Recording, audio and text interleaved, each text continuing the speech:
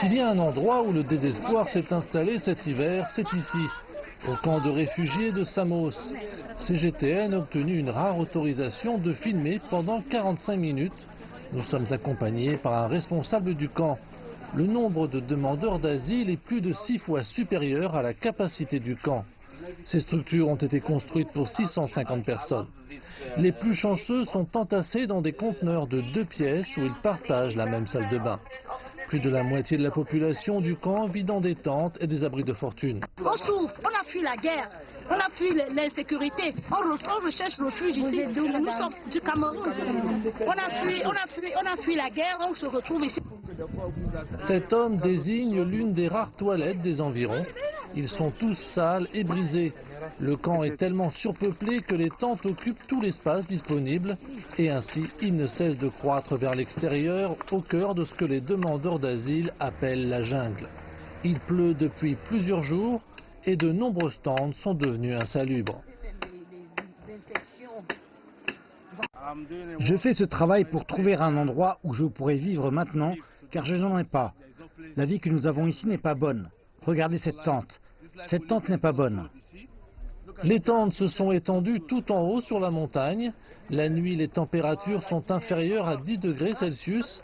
La police n'autorise pas les demandeurs d'asile à allumer des feux, mais ils sont nombreux à le faire. C'est en effet le seul moyen de se réchauffer.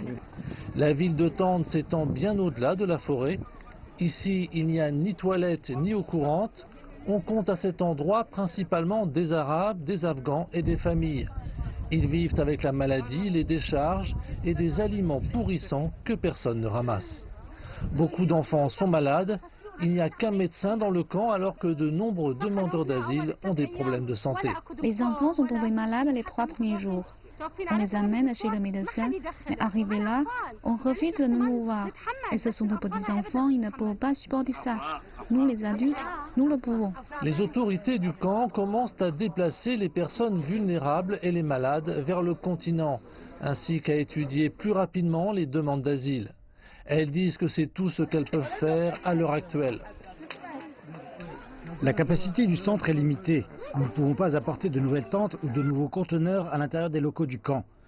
Cela ne relève pas de notre domaine de compétences. Nous étudions actuellement la possibilité de créer un nouvel espace afin de mettre sur pied un nouveau camp. Ce nouveau camp sera plus grand, il bénéficiera de plus de personnel. Plus de 4000 demandeurs d'asile sont arrivés à Samos depuis septembre, soit plus que dans n'importe quelle autre île grecque. Et malgré la forte réduction du nombre de passages quotidiens à Samos, ici la situation reste une crise massive, même si on peut dire qu'elle est plutôt oubliée.